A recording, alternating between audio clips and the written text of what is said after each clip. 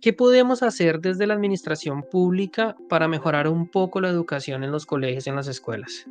La educación debería abrirse a nuevas metodologías, a nuevas maneras de ver.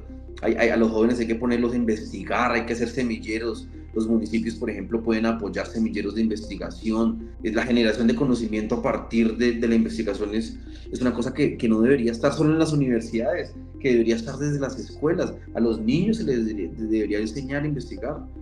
En los colegios no educan para manejar plata. Todos vamos a manejar plata en la vida y no nos enseñan a hacer un Mm, berraco presupuesto en los colegios, por ejemplo. tal cual. Todos deberíamos aprender inteligencia emocional en los colegios. Nos deberían enseñar a hablar en público, por ejemplo. Nos deberían enseñar a Claro. llegar a consensos. Nos deberían enseñar a solucionar conflictos, ¿sí? Nos deberían enseñar a ser autónomos y libres y críticos. Gran parte de la educación no es eso, la educación quita la creatividad. Es cierto que hay muchas teorías, vamos a decir, un poco conspiranoicas, que dicen que la educación es un arma sencillamente para producir empleados y que a los niños desde que están en el preescolar, en la básica primaria, en la secundaria, en la universidad, en los doctorados, en los niveles más altos académicos que existan, siempre se les va a formar es única y exclusivamente para suplir una mano de obra, sea calificada o no lo sea, pero nunca se les va a educar para que emprendan por sí mismos, para que aprendan a invertir, para que tengan una educación financiera, para que aprendan a manejar el tema de los créditos, los bancos, lo que tú decías de los gotagotas. ¿Tú consideras que esto es tan así? Bienvenidos a un episodio más de Aprende y Emprende y en esta ocasión y por primera vez vamos a abordar un poco más el tema de la política en Colombia, precisamente como una de las claves fundamentales a la hora, pues, de querer emprender y de sacar adelante cualquier proyecto que sea que tengamos. Y para eso quiero presentarles a Jairo Ortúa, quien fue el saliente alcalde en el 2020-2023, si me corriges, de la ciudad de Fusagasugá, en Colombia. Jairo, ¿cómo estás? Gracias por aceptar esta invitación, gracias por el espacio. Hola Felipe, un abrazo muy especial para ti, para todo tu equipo de trabajo y bueno, qué gusto estar en este podcast. Pero quisiera, antes de entrar en el tema, como pues mucha de la audiencia de este podcast no está en Colombia o no son colombianos, sino que están en Canadá, están en Estados Unidos. Para los que no conocen Colombia y en algún momento quisieran ir, quisiera empezar preguntándote por qué deberían pasar por Fusagasugá, qué hay en esta ciudad para por la que tendríamos que ir a visitarla. Bueno, primero Colombia es un país muy diverso, digamos, acá existen no solo personas de muchas culturas, sino también son regiones que son totalmente diferentes. Fusagasugá está ubicada en una región bien interesante, cerca a Bogotá. La provincia donde está ubicada Fusagasugá es la provincia del Sumapaz. Fusagasugá es una ciudad de 160.000 habitantes y está Ay, ubicada a los pies del páramo del Sumapaz, que es el páramo más grande del mundo. Los páramos son un ecosistema maravilloso. Y después de eso, Fusagasugá y la provincia del Sumapaz, digamos, tienen casi todos los pisos térmicos, lo cual nos da diversidad de paisajes, de frutas. Estamos a tan solo 60 kilómetros de Bogotá. La fuerza cultural es muy interesante. Están construyendo una tercera calzada para llegar mucho más rápido a Fusagasugá. Sobre todo el clima es espectacular. Tenemos unos paisajes increíbles. Acá los esperamos. Es muy chévere para que puedan compartir, venir. Acá se puede hacer desde turismo de naturaleza, agroturismo, también está todo el tema pues, del clima, de museos y espacios para que la gente pueda divertirse. Entonces acá lo esperamos en Fusagasugá y en la provincia del Sumapaz. claro que sí, súper interesante. Jairo, quisiera empezar preguntándote por qué te interesaste por el camino de la política. Bueno, yo creo que son varios los factores, pero para mí digamos, el más importante, yo tuve la oportunidad de estudiar en una universidad pública y es el deber de cambiar la sociedad en la que vivimos. Colombia es una sociedad profundamente desigual y yo considero que la política es una herramienta para poder transformar esa realidad. Y por otro lado, digamos que también en la historia, en mi historia, digamos que he tenido como mentores que me han guiado por este camino de la política, entendiendo que es una manera de poder transformar la realidad en la que nosotros vivimos. Y creo también que yo tengo el talento para poder hacerlo. Uno tiene que saber ubicarse cuáles son las fortalezas que nosotros tenemos y dónde esas fortalezas pueden dar mayor impacto. Yo creo que en el caso de la política, he dado un impacto muy importante para mi ciudad y para la región. ¿Es algo que has hecho desde que estabas muy joven, muy niño, o en qué momento te diste cuenta que era lo que querías hacer? Uy, sí, sí, yo le contaba casi que yo nací haciendo política, digamos.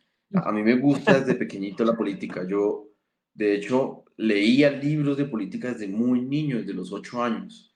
Eh, yo me formé, yo empecé siendo personero de la escuela donde yo estudié en primaria, personero de la escuela secundaria, fui líder comunal de mi barrio, fui concejal a los 20 años, a los 24 me lancé a la Ajá. alcaldía, perdí, y a los 28 me lancé y pues lo logramos, ganamos y bueno, acabo de salir de la alcaldía y pues muy contento, pero también aprendiendo muchas cosas, con muchas frustraciones, con cosas que me marcaron, con cosas que aprendí, con cosas que creo que me quedan para nuevas experiencias.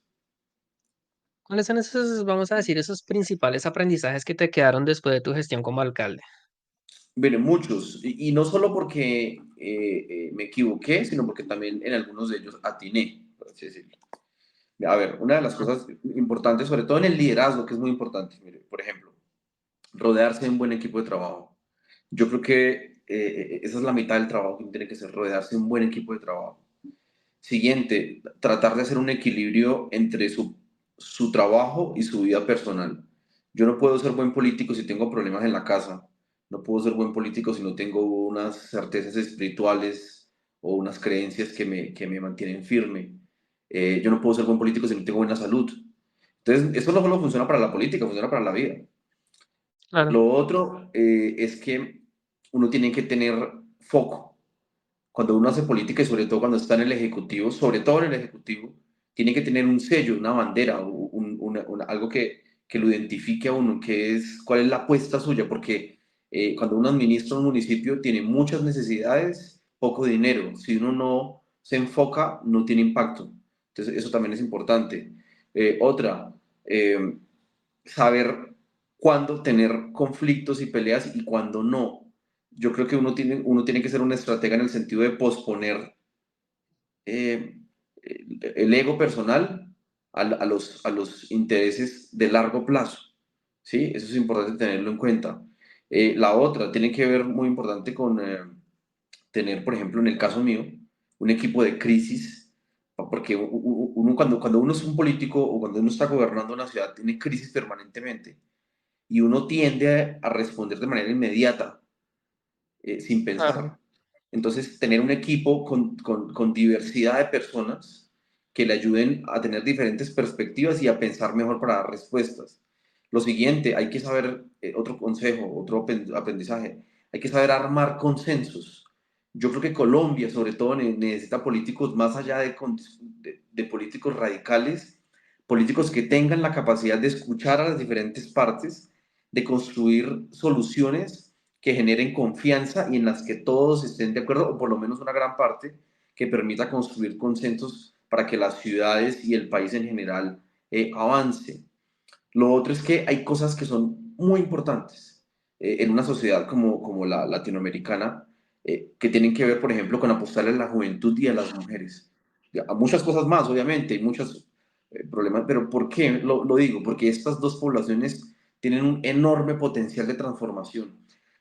Si tú, por ejemplo, tienes un grupo de mujeres, madres, cabeza de familia, que hoy no están ganando ningún salario y tú las educas, las pones a ganar salario, yo estoy seguro que esas mujeres van a llevarse todo su salario a sus familias y van a transformar sus familias. Si tú ves a un joven que normalmente en su contexto iba a terminar en las drogas y que lo ayudas para que se vaya para las artes, para la cultura, para el deporte, estás salvando a una persona y por lo menos 40 años de vida más. Eso es muy importante. Lo siguiente es que tú tienes que saber, sobre todo en la política, conseguir aliados fundamentales para sacar tus proyectos adelante. Un político tiene que ser capaz de ver el tablero de manera integral, no solo el problema, sino cuáles son los actores que estás jugando, cuáles son las causas, cuáles son las posibles soluciones para poder solucionarlo. O sea, tiene que ver la integralidad, pero también un político tiene que tener la capacidad de ver a largo plazo las cosas que otros no ven. Por ejemplo, yo te cuento una historia. Hay un barrio de Dale. Fusagasugá en donde eh, había una comunidad que quería hacer unas obras y había una plata, digamos, y una parte por valorización. Entonces, la gente pedía casi básicamente solo vías y eso fue terquedad mía y del de nuestro equipo de trabajo, vamos a hacer un parque. La gente no quería hacer, no quería un parque, porque para muchas personas no es importante un parque, o por lo menos no lo ven de manera, una necesidad inmediata. Nosotros, Ujú. digamos, tomamos la decisión de sacar adelante ese parque y después vimos que la gente se sentía súper feliz, porque yo creo que un líder en general, no político en general, un líder tiene que tener la capacidad de ver más allá de lo que nosotros ven. Y ese es otro de los aprendizajes que nosotros tuvimos acá en la alcaldía de Fusagasugá. Hay muchos más, pero pues entre los que tuve es...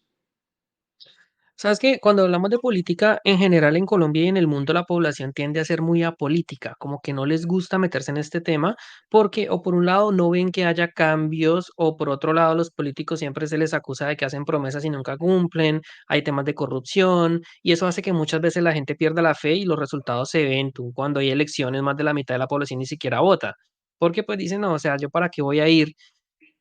Cuéntanos, ¿cómo ves tú ese problema, esa situación? ¿Realmente la política, qué podemos hacer para empezar a mejorar un poco la imagen de los políticos y para que la ciudadanía tenga una mayor participación a la que está teniendo ahora en día? Voy a decirte dos frases. La primera es que gusto no solo en la política se toman las decisiones más importantes de nuestras sociedades. Y la segunda frase es que el precio de desentenderse de la política es ser gobernado por los peores hombres. Voy a contarte algo, digamos, de teoría, digamos. Eh, Dale. se supone que nosotros estamos viviendo en una república que nace de una especie de contrato social, ¿sí? Es decir, nosotros, como decía Juan Jacobo Rousseau y Hobbes, por ejemplo, que nosotros cedemos parte de nuestra libertad a cambio de que haya una institución que administre justicia, que haga las leyes y que ejecute algunas obras que de otra manera son imposibles hacerlas, porque tiene que haber una institución que redistribuya el ingreso y haga obras para el beneficio de todos. Porque si dejamos que cada persona haga lo suyo, pues es imposible organizarnos. Cuando nosotros cedemos esa parte de nuestra libertad, se la cedemos al Estado. El Estado está construido obviamente pues, por personas, eso no funciona. Y digamos que el activo más importante de cualquier Estado es la confianza. La gente dice, yo pago impuestos, yo cedo mi libertad, yo me someto a unas leyes, pero con la condición de que al Estado al que yo le doy mi libertad, al que le doy mi dinero y mis impuestos, administre bien y me dé por lo menos, o sea, que cumpla las reglas del juego. Y lo que ha pasado lamentablemente es que muchos políticos han minado la confianza a la gente. Y eso es realmente lamentable porque la gente no confía, pero casi que yo diría que el Estado es un mal necesario. Hay una discusión sobre en qué medida el Estado Mm. debe ser, si más grande, más chiquito, en qué se debe meter, en qué no. Esa es otra discusión, pero pequeño o grande, el Estado es un mal necesario. Y la verdad es que cuando uno se desentiende de la política, pues resulta asumiendo muchas decisiones que lo pueden afectar a uno. Entonces yo creo que en medio de todas las dificultades, de todos los escándalos, de todas las desconfianzas, todos deberíamos participar en política y tener una mínima formación acerca de la política, acerca de nuestros derechos, de nuestras libertades para poder participar. Y si queremos incidir, yo creo que deberíamos ser más activos. En tu podcast, pues tú hablas de emprendimiento, y yo creo que Ujú. los emprendedores más que nadie deberían estar en la política. Yo no estoy diciendo que se lancen a la política, pero deberían agremiarse, deberían presionar, deberían proponer al gobierno, deberían tener diálogos continuos con el gobierno para mejorar la política fiscal, la política económica, las políticas públicas que tienen que ver con la generación de empleo. De otra manera es muy difícil, o sea, yo creo que el sector privado es un gran esfuerzo, pero si no se articula con el Estado va a ser muy complicado que lleguemos a cosas concretas. Entonces yo sí creo que la política es muy importante, y que es necesaria para que las sociedades puedan avanzar. Para entender un poco cómo funciona esta dinámica a la hora, vamos a decir en tu caso como alcalde, ¿qué tanto poder o vamos a decir qué tanta, no, para no usar la palabra poder, sino qué tanto autonomía tiene un alcalde en su gestión? En el sentido de que obviamente el alcalde no es un dictador, está el consejo que se tiene pues su función de vigilar lo que hace el alcalde, aparte están los gobernadores, está la presidencia. ¿Qué tanta poder de maniobra tiene un alcalde cuando llega a administrar un municipio a la hora de ejecutar sus proyectos? Cuando se discutió la Constitución de 1991, hubo una gran discusión acerca de qué estados nosotros deberíamos ser. Si deberíamos ser un estado unitario o un Estado federal con más autonomía de las entidades territoriales o de las regiones o más autonomía del Estado central. A la final ganó básicamente la discusión de que en Colombia hay un Estado central, es decir, la mayoría de las decisiones más importantes de este país las toma el presidente de la República y el Congreso de la República, y se supone que los municipios y los departamentos tienen cierta autonomía, pero la verdad es que uno no puede hablar de autonomía si no tiene plata. Ya te pueden decir, no, usted puede ser alcalde, usted puede hacer obras, usted puede hacer, tomar decisiones, todo eso, pero si no tienes plata es muy difícil. El problema en Colombia es que nos dan autonomía, pero no existe en realidad un reparto equitativo entre los ingresos que tiene la nación, el Estado central, y que tienen las entidades Ok. territoriales. Entonces el alcalde tiene autonomía, una relativa autonomía que le da la ley para, por ejemplo, los servicios públicos, por ejemplo, parte de la salud, dependiendo si tiene esa parte de salud o no. Pero en otras cosas, la directriz la tiene el Estado central. Por ejemplo, en la educación, el alcalde no puede llegar y decir, bueno, vamos a cambiar los currículums. No, nada, eso lo da el ministerio. En la salud, generalmente, no, el sistema de salud ya lo traza.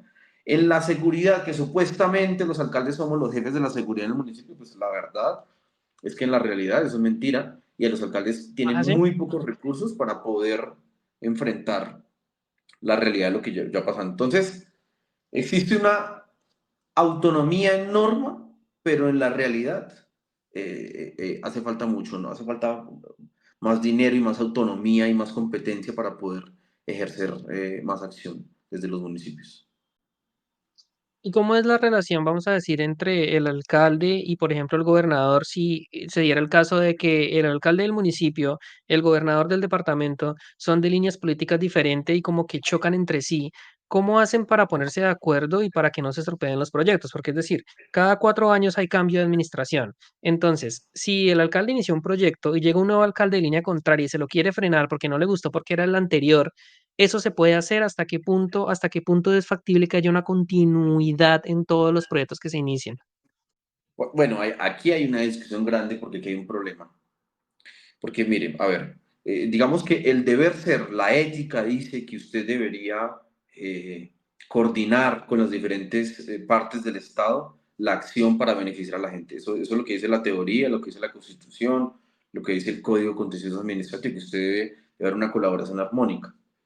Pero si delante de eso manda el ego, de pronto alguna rencilla política, y digamos que un gobernador es enemigo acérrimo del alcalde y no se colaboran en nada, el gobernador dice, no le doy nada, y el alcalde dice, no le recibo nada, por ejemplo, pues eso es muy difícil, el que sale perdiendo es la gente. Ahí lo que debería existir es una gran presión política de la sociedad civil, de los otros partidos, para que algo, digamos, genere un diálogo y lleguen a algún acuerdo. Pero si en algún momento hubiera ese escenario, yo sé que los ha habido, yo no, por ahora no conozco, sé que los ha habido, pues aquí no solo va a quedar mal el alcalde, sino también el gobernador, o si es el caso del gobernador, es el alcalde, pues queda muy mal él a nivel político, pero eso sí puede llegar a suceder. Y también, y ese sí pasa más seguido, y es que hay alcaldes Ujú. que no continúan con la obra de sus antecesores, y eso es realmente lamentable para cualquier ciudad. Ahora, la democracia dice, aquí debe haber elecciones cada 4 años y la gente elige de acuerdo a cómo cree que debe continuar el municipio.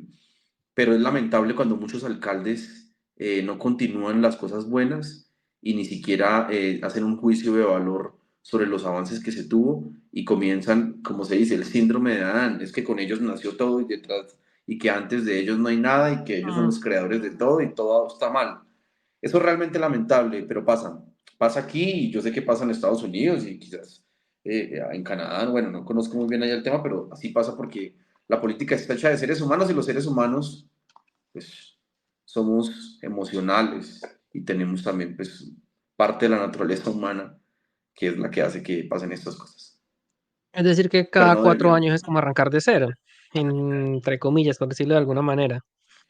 No, pues que es de lo más lamentable que puede haber es que un alcalde llegue a una posición de iniciar de ceros, de no continuar. Yo, por ejemplo, en Fusagasugá implementamos un banco de alimentos, que es un espacio para recibir la alimentación de donaciones, y entonces, al parecer, lo quieren acabar, y eso es lamentable para una ciudad, la que pierde la ciudad. Y no hay ni siquiera un estudio técnico, hay ni siquiera una mesa de diálogo con los actores para poder llegar a una solución que permita. Bueno, está bien que la persona que llegue quiera implementar cosas nuevas, pero acabar con todo lo que hay es lamentable para cualquier ciudad. La gente en general tiene la sensación, y pues probablemente sea real, de que la mayoría de políticos prima primero los intereses de su partido que los intereses de la sociedad en general. Entonces, es decir, si hay un proyecto que ha sido propuesto, vamos a decir, por los liberales, los conservadores se van a oponer solamente porque fue propuesto por los liberales y viceversa. ¿Realmente la dinámica de la política, esto es tan así o no pasa tanto? Digamos, no es tan así, digamos, o sea, pasa mucho, pero no es tan así. Ahora, ¿qué pasa? Si cuando a ti te eligen por un partido, tú representas una serie de ideas de ese partido. Entonces, si tú eres, por ejemplo, del Partido Verde, que es el caso mío, entonces usted tiene Ujú, que llegar a defender la bandera del cambio climático, la bandera la, de sembrar árboles, de proteger las especies, ¿sí? Porque es tu partido lo que tú representas. Si tú eres un liberal, entonces la gente vota por ti porque tú eres un político, se supone, ¿no? Porque eso aquí en Colombia es otro cuento. Pero se todo supone se que si tú eres supone. liberal es porque votas por las libertades individuales y crees que el Estado se debe meter lo menos posible en las libertades políticas individuales. Y se supone que también hay un liberalismo económico y tú votas por esas ideas. Entonces, si había un Ujú, gobierno de izquierda y luego la gente eligió un gobierno de derecha, la gente espera que haya cambios. Se supone que es parte de la democracia, es un mensaje. Fíjense el sistema de Bogotá, entonces la gente votó por Galán, la gente quería que continuara el metro tal cual está trazado. Es un ejemplo, que es parte de lo que, de lo ujú, que, de lo que sucede. Pero hay proyectos que van más allá de la ideología. O sea, construir un acueducto no es de ideas liberales o de izquierda o derecha. Construir un acueducto es una necesidad básica e insatisfecha de cualquier persona, de cualquier comunidad. Acá existen controles, porque tú no puedes como simplemente dejar tirada una obra y ya. Si ya la obra está contratada, tú tienes que continuarla, así no le guste la obra, se tienen que acabar. Entonces también existen unos órganos de control acá en Colombia que hacen que los alcaldes deban continuar las cosas. Y también para eso existe el Consejo Municipal, para presionar de alguna manera y hacer que los procesos importantes para una ciudad se lleven a cabo sin que dependamos como del capricho de un alcalde, una alcaldesa, o de un gobernador, una gobernadora, un presidente, una presidenta que quiera cambiar el rumbo completamente de todas las cosas. O sea, hay cosas que tienen que cambiar, pero definitivamente hay cosas que tienen que seguir. wow, qué interesante. Bueno, esto era como para entender un poco la dinámica de cómo funciona la política desde adentro, porque pues sin duda es un tema que para muchas personas es tabú. Uno muchas veces habla, no, ok, los políticos, uno siempre dice es la persona que se hace elegir para después ir y robarse toda la plata y bueno, en fin. Entonces, en base de eso, quisiera hacerte la siguiente pregunta. Normalmente todos los políticos tienen detractores. Yo creo que no conozco el ninguno que haya logrado conquistar a toda la población No, civil y que nunca. todo el mundo lo quiera, que tenga un 100% de favorabilidad. Cuando tú decides meterte en la política, ¿tú eras consciente hasta qué punto de que ibas a tener esos detractores políticos y que mucha gente no te iba a querer? ¿Cómo haces tú para mediar con esa situación? Vamos a decir, de un punto de vista personal, que no del ego, de decir, wow, esta persona definitivamente me odia, o no sé si sea el caso, o está totalmente en contra de lo que yo digo. ¿Cómo haces para que eso no te afecte tu carrera o tu parte personal, inclusive? Bueno, la política es realmente muy compleja, es muy difícil. Yo creo que uno no entiende el peso de esto, pues sobre todo cuando uno, digamos, que la lleva de manera ética, ¿sí? Que uno tiene un sentido del servicio, ¿no? Eh, Ujú, es realmente muy compleja, o sea, acá es una guerra todo el tiempo. Eh, y a mí, digamos, yo estudié Derecho, yo soy abogado, estudié política, he hecho política, he estado en campañas, lo sabía, pero una cosa es saberlo y otra cosa es vivirlo y en otra carne cosa. propia. Sí, se meten con tu familia, se meten contigo, te inventan chismes, se inventan cosas acerca de la intimidad de uno, se meten con todo. O sea, una vez un grupo de personas quería ir hasta mi casa casi a rodearme mi familia, imagínate eso. O sea, es una cosa que es muy, muy compleja. Bueno, mire, dos cosas. Una de las cosas es que yo... eh, y otro consejo que doy aquí es que uno tiene que tener a ver, ¿cómo te dijera yo? hay un libro muy interesante que se llama Los 7 hábitos de la gente altamente efectiva, ¿no? Ujú, Y uno súper de recomendado. los hábitos de uno de los hábitos de ese libro es que el centro de cualquier ser humano debe estar en los principios, no en la familia, ni en el trabajo, ni en la plata, en los principios, porque los principios no cambian. Es decir, la familia se puede ir, se puede morir, inclusive toda la salud se puede ir, la riqueza se puede ir, el poder se puede ir, los principios no se pueden ir, porque son inmutables.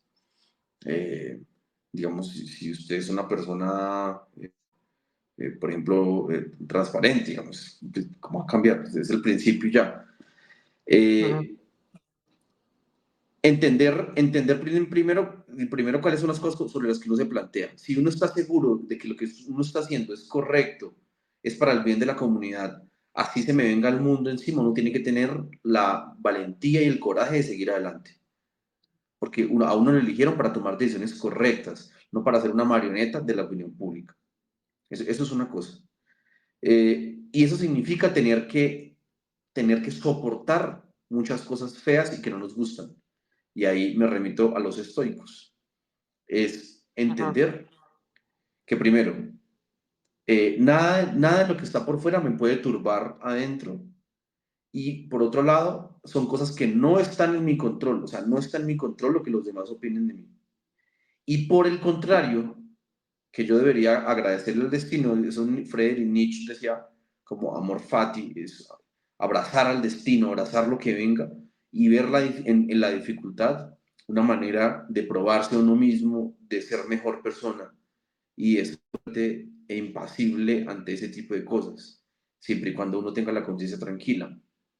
Eso me ayudó mucho para ser fuerte. Yo no digo que fui perfecto, yo no lo soy, creo que nunca lo llegaré a ser, pero me ayudó mucho estudiar esta filosofía y tener presente que, que la dificultad es una oportunidad para crecer y que si yo tengo mi conciencia tranquila, voy adelante hasta las últimas consecuencias. ¿Cómo manejabas, por ejemplo, el tiempo durante tu administración? Porque entiendo que el trabajo siendo alcalde te debe copar 24/7 para estar con tu familia. Por ejemplo, un alcalde, ¿cómo hace para ir a un restaurante tranquilo un sábado a tomarse un café si todo el mundo lo conoce y van a caer los que lo quieren, los que no lo quieren? ¿Cómo se maneja esa parte del tiempo con la familia, la parte personal, estando en la política? Bueno, yo te decía ahorita dentro de los consejos que yo le doy a la gente, no solo en la política, sino en la vida, y es que hay cosas que son muy importantes, pero no son urgentes, que hay que tener un equilibrio en la vida. Tal vez no es Ujú. urgente que yo visite a mis sobrinos hoy o mañana, pero es muy importante para la vida poder compartir. Mire, yo diría que, y esto se lo digo, esto se lo aconsejo a los empresarios, a todos, es que uno tiene que coger su agenda mensual o semanal y primero tiene que poner en la agenda ese tipo de cosas. Para la salud, por ejemplo, los temas que tienen que ver con hacer ejercicio, comer bien, ir al médico. Para la emocional, estar con la pareja, con la familia, con los amigos. Obviamente sin desbordarse, ¿no? Un tiempo eh, para la mente, leer, y después de eso, deja todo el resto al trabajo. ¿Sí? O sea, yo creo que hay que tener la capacidad primero en la agenda de colocar estas cosas que son tal vez importantes, pero no urgentes, para que haya un equilibrio real en la vida. Y no puede llegar a ser un mejor líder si tiene esa capacidad, si tiene esa capacidad de tener un equilibrio. Yo tal vez podría quedarme los 4 años sin ver a mi familia, sin descansar ningún domingo, pero yo estoy seguro que yo iba a llegar al segundo año y me iba a enfermar y hubiera sido peor. Entonces yo creo que a la final es mejor Claro. conseguir ese equilibrio. Entonces yo sí lo hice, yo lo hice, pero lo hice a punta de equivocaciones. O sea, yo me equivoqué al principio, quería comerme el mundo, trabajar todos los días hasta la madrugada y pues realmente eso no funciona así. Yo creo que es mejor saber trabajar inteligentemente. Ahí viene el principio de Pareto, es donde yo tengo más impacto, enfocarme en eso, porque hay cosas que definitivamente no voy a poder solucionar. Una persona me decía, vea Jairo, usted no pudo solucionar un tema, no han podido en 200 años solucionarlo nadie. Usted no lo va a solucionar en 4 años. Mire qué puede solucionar conscientemente, en dónde puede tener impacto y meta la mayoría de sus fuerzas, métalas ahí. Porque si no, no vas a tener impacto. Usted va a hacer de a poquito en todo y a la final no va a tener impacto. Eso fue una gran enseñanza que me quedó a mí para poder ser más eficiente en el liderazgo. Bueno, entrando un poco en temas más de emprendimiento y más de educación también, que es súper importante y que es como el tema más central de este podcast. ¿Cuáles crees tú que son los principales retos que tienen las personas? Bueno, en el caso de Fusagasugá, los jóvenes, sobre todo que quieren sacar adelante un negocio, ¿cuáles son los principales obstáculos que se van a enfrentar? Bueno, yo solo digo una cosa, mire, si tú analizas la historia de cualquier sociedad, digamos, lo que yo he visto, digamos, es que eh, las sociedades que son más ricas son las que han dado más libertades, ¿sí? Ujú, Obviamente tienen que haber unos límites, yo no estoy, aquí no soy libertario ni nada por el estilo, pero creo en las libertades, que son importantes para que las sociedades avancen, ¿sí? Y tenemos que facilitarle la vida a los emprendedores. Uno de los obstáculos es el enorme papeleo y la tramitología para poder emprender. O sea, no es tan fácil. Yo creo que han habido avances muy importantes, pero eso es difícil. Primer obstáculo. Segundo obstáculo, la cultura. O sea, nosotros no tenemos una cultura del emprendimiento. Y no se trata de emprender un negocio, es porque a veces se convierte más bien en el rebusque. Yo creo que aquí en Colombia nos hace falta educar más en emprendimiento a las personas en todo ese manejo de emprendimiento. Yo creo que la tercera es que existe una alta tasa de informalidad. Yo creo que se deberían dar más beneficios o brindar más alternativas para que la gente se formalice, porque al final, cuando yo formalizo una empresa, también estoy generando desarrollo económico a la sociedad.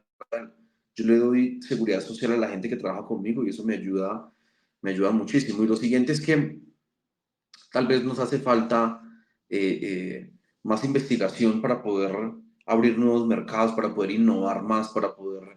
Yo me acuerdo de la estrategia del Océano Azul, que es un libro, y yo pues en un tiempo estuve yo en un grupo de emprendimiento en la universidad. Y es que tú tienes que ujú. buscar en dónde no son fuertes otros para poder explotar ese nicho. Yo creo que Colombia tiene un potencial increíble, pero nos falta mucho explorar. Este es un país que tiene una diversidad enorme.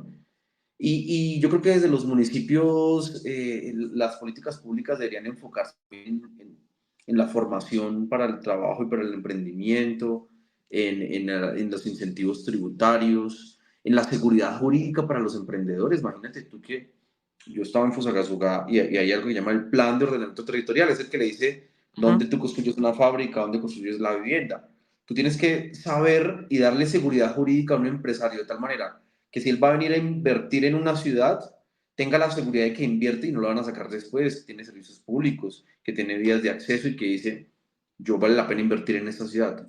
Entonces, esos son los obstáculos que yo veo que tiene un emprendedor en una ciudad como la nuestra.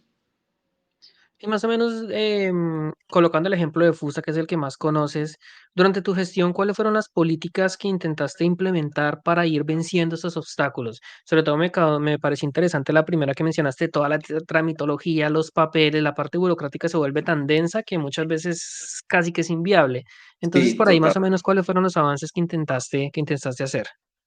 Bueno, ¿qué hicimos nosotros? A ver, primero, trabajamos con la Cámara de Comercio para hacer una ventanilla única. O sea, un solo Ujú, lugar donde el empresario pudiera hacer todos sus trámites, de pagar industria de comercio, de pedir el certificado de existencia y representación. Es decir, una única ventanilla donde el empresario se sentara y le dieran asesoría de todo. En eso estamos y yo creo que es importante. Lo siguiente es que hay que hacer una política de especialización inteligente. Uno tiene que conocer el territorio de uno. Por ejemplo, Fusagasugá no es una ciudad industrial. Yo no voy a traer fábricas. Las ujú. fábricas están en Chía, en Tocancipá, en Facatativá, en Mosquera, en Funza, bueno, en la sabana de Bogotá, ¿sí? Pero Fusagasugá no tiene esa fortaleza, digamos. Entonces, ¿qué tenemos que hacer? Es especializarnos inteligentemente, es saber decir en qué soy bueno, en qué es bueno Fusagasugá. Yo lo que creo es que Fusagasugá es muy bueno, por ejemplo, en la economía plateada, en Silver Economy, que tiene que ver con todo el tema del adulto mayor, el cuidado del adulto mayor. ¿Qué tenemos que hacer? Hospitales, geriátricos, clínicas, centros comunitarios, todo enfocado en el adulto mayor para atraer gente y volver muy buenos en eso. Entonces, yo creo que nosotros comenzamos con una política y la quedó planteada en el plan de ordenamiento territorial y es una política de apoyar todo el tema de la economía plateada. El otro tema es agroindustrial. Nosotros hicimos en el POT dejamos un área para montar agroindustria y también un área para atraer universidades e investigación a Fusagasugá con beneficios tributarios. Entonces, esa fue otra de las partes que nosotros hicimos. Lo siguiente es que nosotros, aquí en Colombia existe mucha informalidad. Entonces, nosotros sabíamos que la meta de nosotros era coger esos pequeños negocios, por ejemplo, la señora que vendía arepas en la calle, y tratar de que Ajá. se formalizara, pero entonces nosotros preguntábamos, ¿y cómo hacemos para que se formalice? Porque es que, por un lado, el SENA, que es el Servicio Nacional de Aprendizaje, ofrecía una oferta, por otro lado, la Universidad de Cundinamarca, por otro lado, la Cámara de Comercio y por otro lado, la Alcaldía. Entonces, ¿qué hicimos? Hicimos el ecosistema de emprendimiento, y ese ecosistema de emprendimiento lo que hace es que nos unimos todos, el sector privado, y hacemos una ruta para que el empresario se transforme. Y yo, por ejemplo, les cuento a la señora de las arepas. Con esa ruta de emprendimiento, logramos que nos reunimos con ella, le dimos asesoría en marketing, en manejo financiero, en formalización. Hicimos que se formalizara, le creamos una página de internet, le ayudamos a hacer una campaña de mercadeo y hoy ella dejó de vender arepas en la calle, consiguió un local, le dio empleo en lugar de una persona, ya van como 5 personas que le dan empleo y ya vende por internet, está vendiendo arepas precocidas. Ese es un ejemplo, pero el objetivo nuestro debe ser es hacer esa escalera y coger a una persona que esté en la formalidad, poder transformarla y poder hacer que se venga a la formalidad, que genere empleo y que le ayude a Fusagasugá. Y también una política clara de emprendimiento desde los colegios, es decir, que desde los colegios se les inculque, se les enseñe a los jóvenes a aprender y a emprender, así como en su podcast, para poder Tú, transformar también la ciudad. antes de pasar al tema de educación, en la parte de la informalidad, ¿tú tienes más o menos la cifra de qué porcentaje de empresarios hoy en día todavía son informales en el país, así como a grandes rasgos? Bueno, no tengo la cifra de mi ciudad, pero más o menos eso es como un 70-30, digamos. ¿A En la 70 economía informal? Informal. latinoamericana, sí, claro. Pues informal, la mayoría, el 70% de las empresas, de Wow, los negocios, de las unidades económicas son informales y solo un pequeño porcentaje, el 30, es formal. Eso, pues, casi es con poco más, poco menos, diferencias de ciudades, pero digamos, la mayoría de las empresas en nuestro país son informales o de las unidades económicas. Y ese es un reto pues, que tenemos muy grande. Imagínate. enorme. Ujú. No, y también lo que tú decías, creo que la mayoría de personas que están en la informalidad está en el rebusque, como tú mencionabas, Así es, el que rebus. tiene que salir a vender tintos en la plaza, que de pronto un campesino que saque a vender mercado o lo que produzca en su finca se podría considerar como un empresario informal, ¿no? Porque está ejerciendo una actividad Así económica es, sin... Y así es. en ese sentido, ¿qué más avances se podrían hacer? Porque la mayoría creo que de empresas informales son las que están en la calle, como tú decías, el puesto de arepas, el señor que sale en los semáforos a vender sombreros o a vender camisetas. Sí hay la capacidad, vamos a decir, de locales, de infraestructura, de oferta para que toda esa gente se ubique en un lugar y no pierdan su capacidad de producir. No, ahí viene cuando un alcalde no tiene esa capacidad.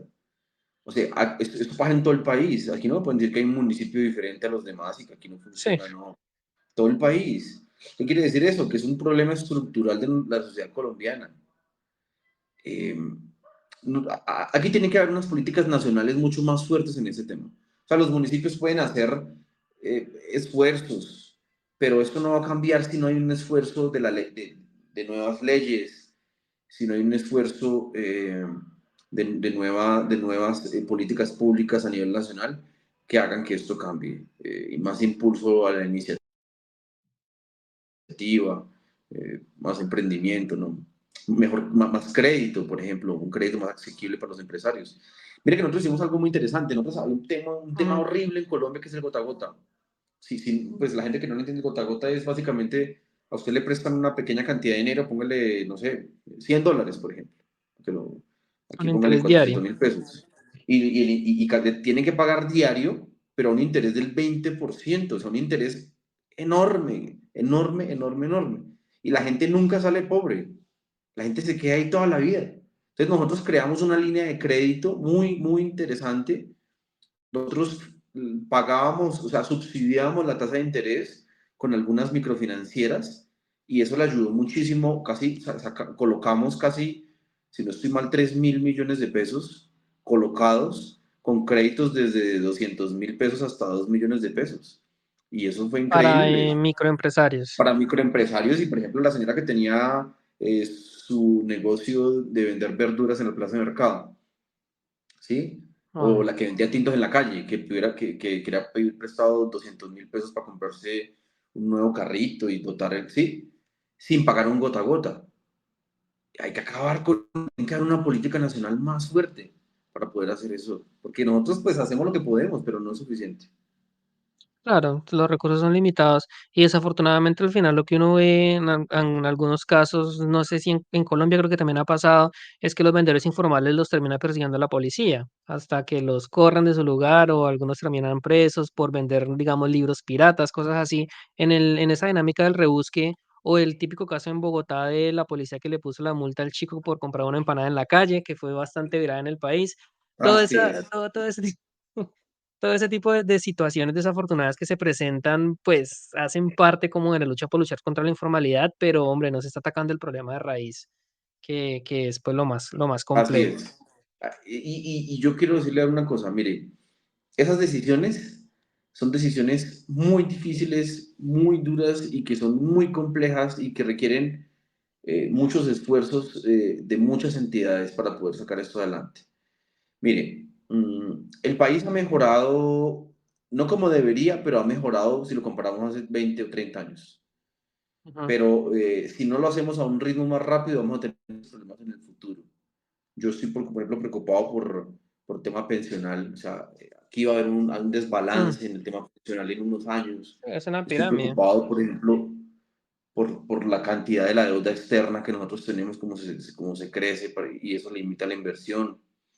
Estoy preocupado también por ejemplo, eh, cómo se fomenta la competición regional. Aquí todo es muy central, todo es Bogotá, Medellín, Cali y las regiones rezagadas completamente. Yo creo que nosotros, que somos otra generación de políticos, queremos plantear otras maneras de ver esto, de ver un Estado más descentralizado, con más fuerza en las regiones, que tenga la capacidad de tener más autonomía. Hay muchas cosas que se tienen que hacer que creemos, o sea, por lo menos yo creo que tienen que hacer y tiene que ser un debate profundo acerca de para dónde debe ir el país en los próximos años, que van a ser decisiones muy difíciles y muy complejas, pero que tienen que hacer ahora o definitivamente vamos a tener muchos problemas en el futuro. Claro. Jairo, para entrar un poco ya ahora en el tema de la educación, que es el otro pilar, emprendimiento, educación. La educación en Colombia tiene muchos desafíos, tiene muchas, vamos a decir, falencias, todavía está muy desactualizada, los números desafortunadamente no son buenos. ¿Qué podemos hacer desde la administración pública para mejorar un poco la educación en los colegios y en las escuelas? Uy, bueno, esa es una pregunta muy bien compleja, ¿no? Yo pues no tengo el conocimiento profundo de la educación como para decirte qué se hace, pero pues tengo algunas ideas. Yo creo que tienen que hacer, mire, a Ujú, ver, Colombia ha avanzado relativamente bien, relativamente en la cobertura, sobre todo en educación básica y en educación media. O sea, la mayoría de los colombianos por lo menos tienen bachillerato. En estas dos partes, lo que yo creo que hay un gran reto del Estado y tiene que ver con la calidad de la educación. Yo creo que, y eso no lo solucionan los alcaldes, porque es que, y no es que me esté queriendo zafar, un alcalde puede hacer muchas cosas, un alcalde sí. puede hacer muchas cosas, pero para cambiarla en todo el país es diferente. Dígale usted a un alcalde del municipio de Pasca, Cundinamarca, que es un municipio de 15.000 habitantes, que me mejore todas las escuelas, no tiene plata, es que es imposible, ¿sí? Es que es imposible. Y yo sí quiero hacer este énfasis porque es que aquí tiene que haber hay que poner la educación de primeras en la agenda nacional. Y el problema de nosotros en Colombia es que la educación no es prioritaria en la agenda nacional. Usted mire Finlandia. En Finlandia es lo que es hoy porque pusieron a la educación como prioridad en su agenda nacional. Y allá a los profesores les pagan muy bien y por ejemplo, entre más abajito esté, entre primera infancia y eso, más se le paga.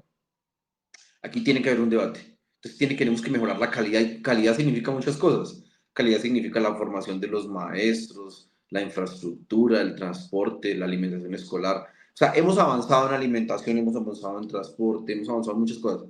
Pero aparte de eso, yo creo que la educación debería abrirse a nuevas metodologías, a nuevas maneras de ver. A los jóvenes hay que ponerlos a investigar, hay que hacer semilleros. Los municipios, por ejemplo, pueden apoyar semilleros de investigación, darles a los jóvenes para que puedan viajar. Mire, una cosa que me quedó faltando y que no pude hacerlo en parte por la pandemia y por muchas cosas, es que los municipios deberían financiar más cultura y más deporte y más investigación en los colegios. O sea, eso sería genial.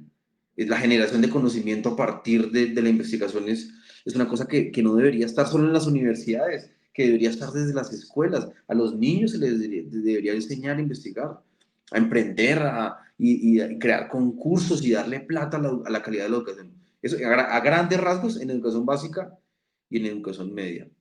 Pero aquí tenemos un cuello de botella y es la educación superior, o inclusive, sí, la educación superior. Y es que mucha Mm. gente sale del bachillerato y no tiene cómo acceder a la educación. Y aquí tenemos que hacer un gran debate en Colombia. Yo creo que la educación definitivamente superior, tenemos que hacer un esfuerzo para que sea gratuita, por lo menos para que sea gratuita. Los que quieran irse a una universidad privada, que lo hagan, pero que sea gratuita, que pues, todos tengan la posibilidad. Hay que ampliar el SENA, las universidades como la UNAD, como la Nacional deben irse también a lo virtual. Hoy no todo tiene que ser presencial y tenemos que hacer una gran estrategia para aumentar la cobertura en educación, en la educación superior.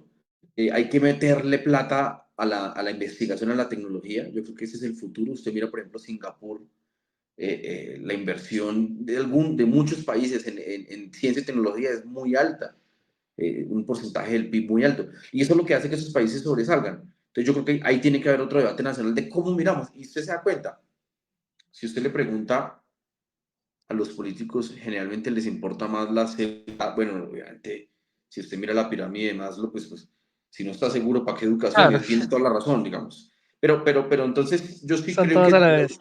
sí, la educación tiene que tener más fuerza y ese es un debate que tenemos que dar. Pero fíjese usted una cosa, hay Mm. políticos que han salido con el discurso de la educación y nadie les vota. O sea, no, la educación debe estar, no, nadie le vota. Entonces también la gente tiene que meterse en la cabeza que la educación tiene que ir de primeras. O sea, tiene que haber una concientización también de la sociedad civil para que se pueda cambiar. Hablando un poco del tema del contenido, también es cierto que hay muchas teorías, vamos a decir, un poco conspiranoicas, que dicen que la educación es un arma sencillamente para producir empleados y que a los niños desde que están en el preescolar, en la básica primaria, en la secundaria, en la universidad, en los doctorados, en los niveles más altos académicos que existan, siempre se les va a formar es única y exclusivamente para suplir una mano de obra, sea calificada o no lo sea, pero nunca se les va a educar para que emprendan por sí mismos, para que aprendan a invertir, para que tengan una educación financiera, para que aprendan a manejar el tema de los créditos, los bancos, lo que tú decías de los gota a gotas. ¿Tú consideras que esto es tan así o estamos yéndonos un poco al extremo conspiranoico en este caso? Bueno, yo sí creo en gran parte de eso. O sea, yo sí creo que básicamente toda la estructura de la educación está para servirle, digamos, a la estructura económica que hoy existe. Eh, yo siento que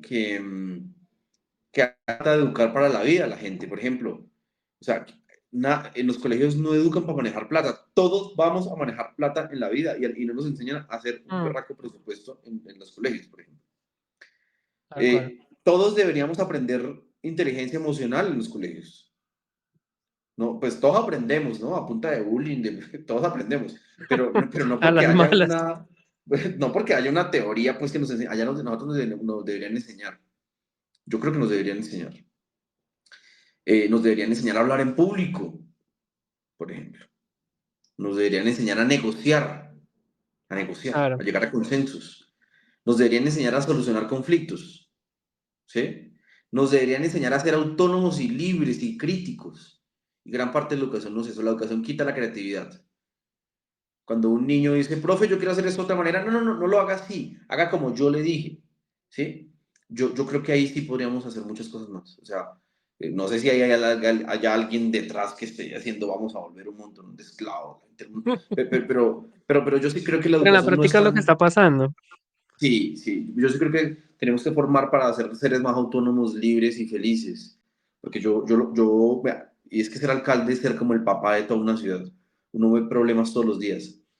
La Mm. cantidad de suicidios, o sea, la cantidad de enfermedades mentales, porque hay gente que definitivamente ya no aguanta. O sea, y la enorme superficialidad de las redes sociales, bueno, de muchas cosas que definitivamente hacen que tengamos que pensar qué sociedad estamos construyendo, qué tipo de sociedad estamos construyendo. ¿Qué tendría que pasar o qué tendríamos que hacer para que en los colegios, desde la primaria, pudiéramos implementar educación financiera, por poner un solo ejemplo, de enseñarles a los niños a manejar el dinero, de enseñarles a cómo funcionan los bancos, qué es un crédito, de enseñarles todo este tipo de cosas que son tan importantes? ¿Qué hace falta para poder llegar a ese punto? No, yo creo que lo que hace falta básicamente es voluntad política, porque pues, a mí me parece que eso se debería aplicar ya. Yo creo que el Ministerio de Educación debería plantearse eso, y básicamente es que a uno lo educan, o sea, es decir, uno, está bien aprender sobre trigonometría, está bien aprender sobre química y aprenderse la tabla periódica, y eso está bien porque es un proceso interesante, Ajá. pero a ver, a nosotros nos deben educar para vivir la vida, básicamente para ser felices, digo que eso es lo que queremos hacer, digamos. Y ser felices también es solucionar las cosas básicas de la vida, como tener que comer. Y para tener que Mm. comer yo tengo que saber manejar mis finanzas. Entonces yo creo que se puede hacer mucho. Yo creo que hoy en día hay muchos aliados, ¿no? Tú miras, por ejemplo, los bancos. Yo trabajé con el banco, si no estoy mal, de vivienda, un programa de educación financiera para colegios. Entonces los bancos ya están ayudando en eso.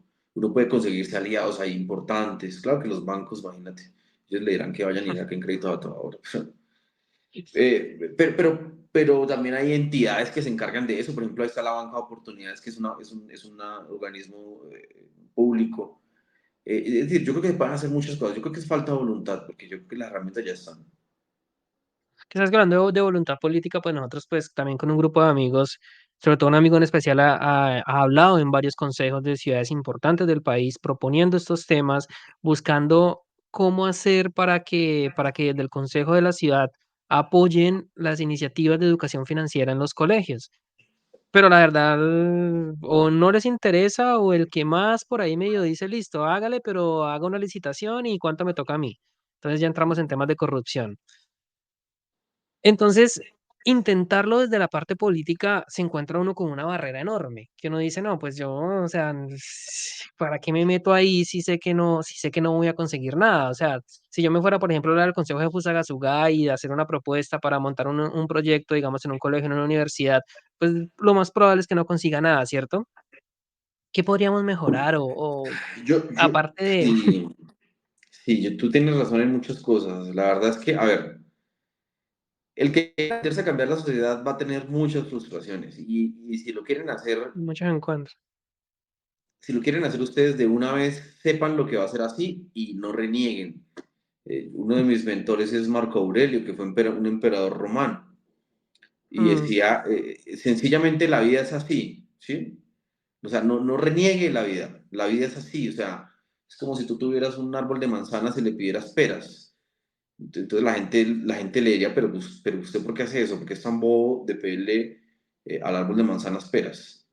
Entonces, la vida es así, en general es así y va a ser difícil en muchos lugares, a no ser que encuentren a alguien que tenga la voluntad política de hacer las cosas bien, digamos, que a veces eso cuesta. Yo les dije a ustedes desde el inicio que la política es una herramienta para cambiar la sociedad, pero no es la única sí, manera.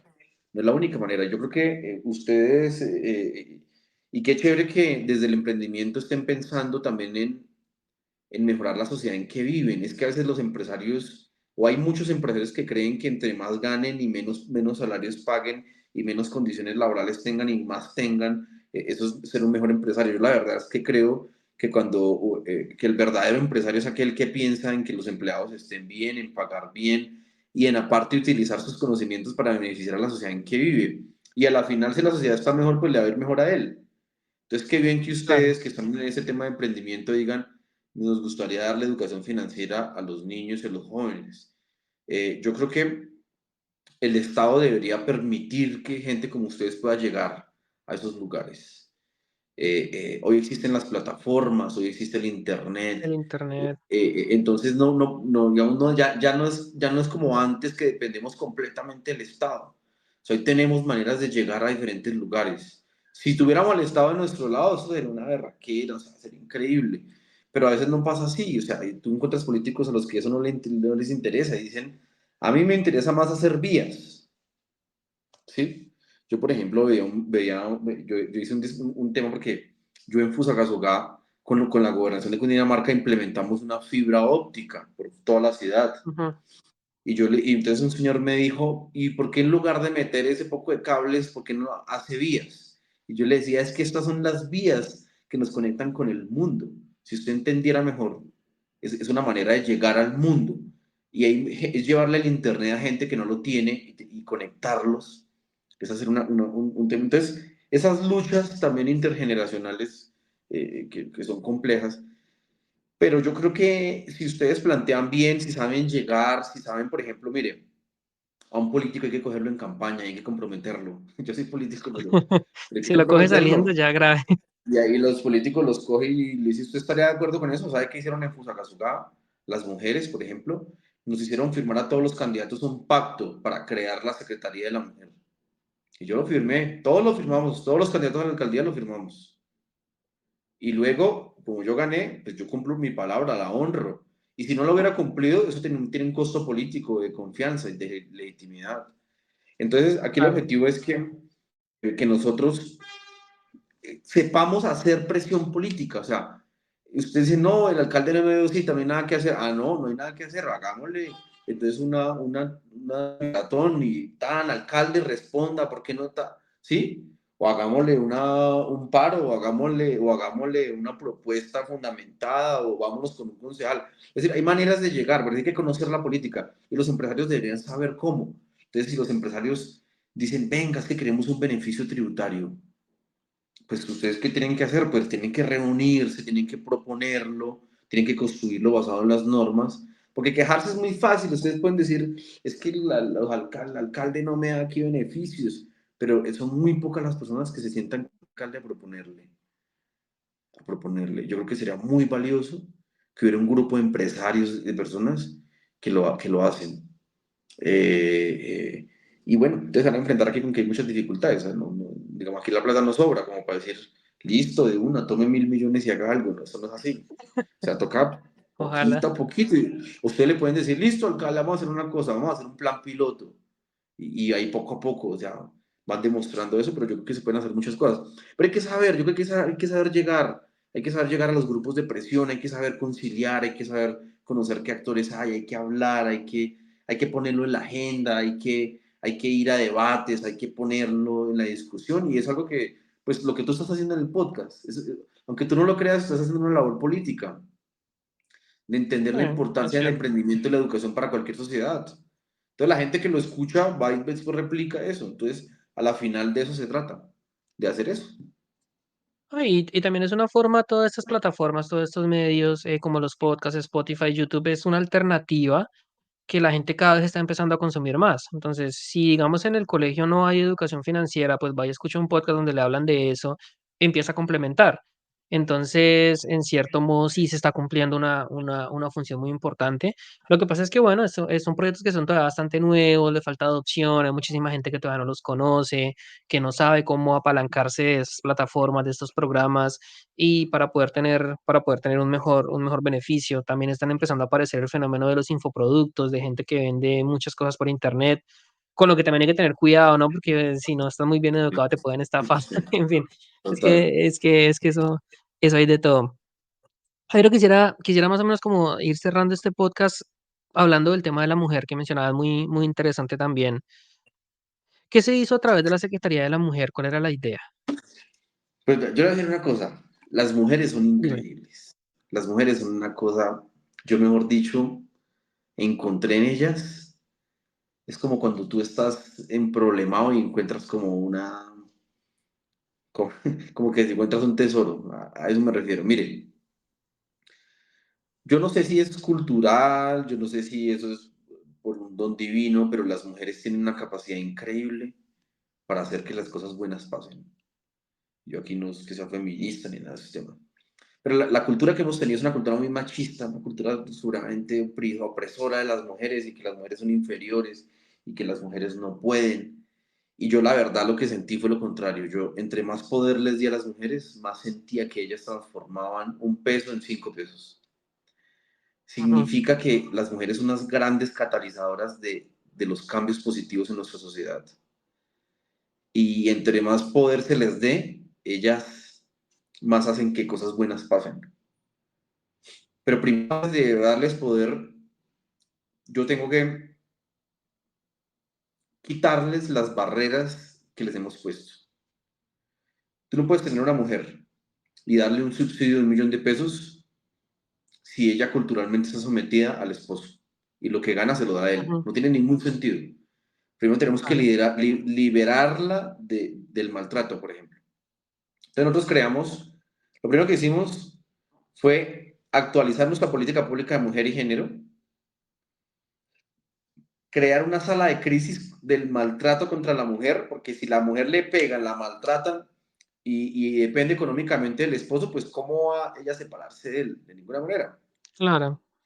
Entonces, buscar primero una vida libre de violencia, de quitarle la violencia y segundo, autonomía económica. Teníamos que trabajar en la autonomía económica de las mujeres y para eso creamos después la Secretaría de la Mujer, creamos la Casa de la Mujer.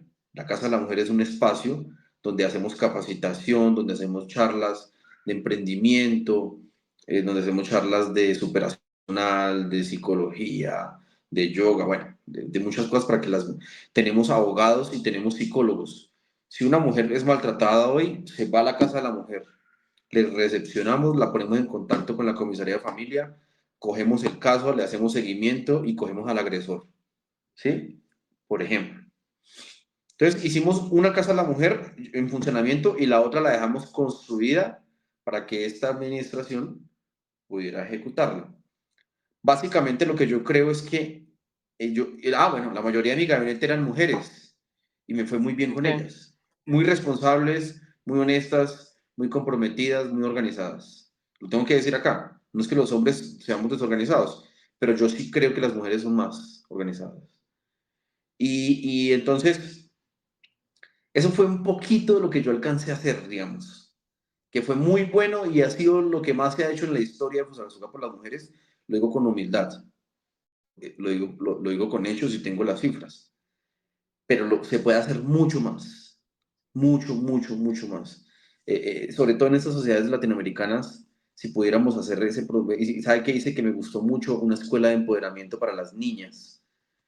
Hay un Ujú, estudio que demostró que las niñas desde pequeñitas, la cultura machista las niega, entonces ellas dicen, no, no son buenas para manejar, no son buenas para administrar, no son buenas para hacer políticas, sí, porque son débiles, porque no saben. Y yo lo que creo es todo lo contrario, pero culturalmente hay una barrera enorme y eso hay que quitarla desde el inicio. En el marco de esas estrategias hicimos ferias, encuentros, hicimos conmemoraciones, hicimos actos políticos, hicimos, bueno, como conferencias de todo y ese fue uno de los temas que más nos ayudó para mejorar la calidad de vida de las mujeres en nuestra ciudad. ah, no, sí, claro, súper interesante porque pues aunque en el papel, en la teoría, hay una igualdad en derechos entre los hombres y las mujeres, lo cierto es que en la práctica sigue habiendo mucha, vamos a decir, discriminación en la parte laboral, sigue habiendo mucha autoestima muy negativa por parte de muchas mujeres que han sido víctimas de todo tipo de abusos psicológicos, laborales, desde que estaban muy niñas y eso obviamente va a repercutir más adelante. Así ¿Tú es. crees que la participación de la mujer en la política en Colombia ha dado buenos avances? Ya se empiezan a ver, por ejemplo, ya hemos tenido 2 mujeres vicepresidentas, pero aún así los hombres siguen siendo mayoría en casi todos los puestos. ¿Tú crees que vamos por buen camino? ¿Qué nos hace falta para que sea un poquito más igualitario en ese tema? Yo creo que vamos o sea, es decir, vamos hacia la dirección correcta, pero no creo que en la suficiente rapidez, digamos, por así decirlo. Yo Hay creo que que hay acelerar un poquito barreras, más. sí, hay que acelerar, hay que eliminar más barreras y aquí hay una lucha cultural que tal vez vaya a tardar. Eh, Ahora, yo no quiero decir que por el hecho de ser mujer entonces ya se vuelven, es honesta per se, ¿no? Digamos que hay hombres que son gente muy comprometida, dedicada, transparente, ¿sí? Y eso es por los valores que tiene y por su carácter interno, independientemente si es hombre o si es mujer. Si no, quiero convertirme en que los hombres son malos y las mujeres son buenas per se. Sino yo creo que las mujeres tienen unas capacidades innatas que benefician este tema de lo público, de la administración. Yo creo que vamos por buen camino, pero nos hace falta sobre todo un tema cultural y seguir eliminando barreras. Pero yo creo que vamos en una buena dirección, vamos por buen camino, pero hace falta más rápido solucionar todo eso. ¿Tú crees que pronto veremos una mujer ocupando el puesto de presidencia en Colombia? ¿O todavía nos falta? Yo creo que, yo creo que eso va a pasar en 2 años. ¿Será? Sí, yo creo que va a pasar en 2 años.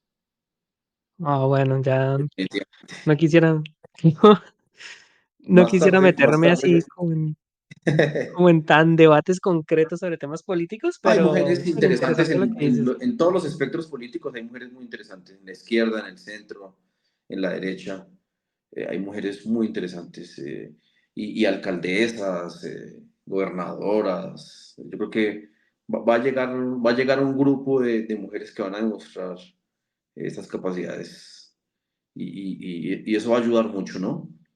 Pero no es solo una mujer en el liderazgo, ¿no? Eso tiene que ver un tema de Sí. transformación cultural muy profundo. Bueno, Jairo, ya para terminar, cuéntanos qué se viene para ti en el futuro. ¿Vas a seguir participando en política? Me imagino que sí, pero no sé qué proyectos tengas, si quieres aspirar a puestos más importantes más adelante o cuáles son tus planes. Mire, yo tengo una cosa clara y es que yo vine al mundo a servirle a la sociedad en la que yo vivo.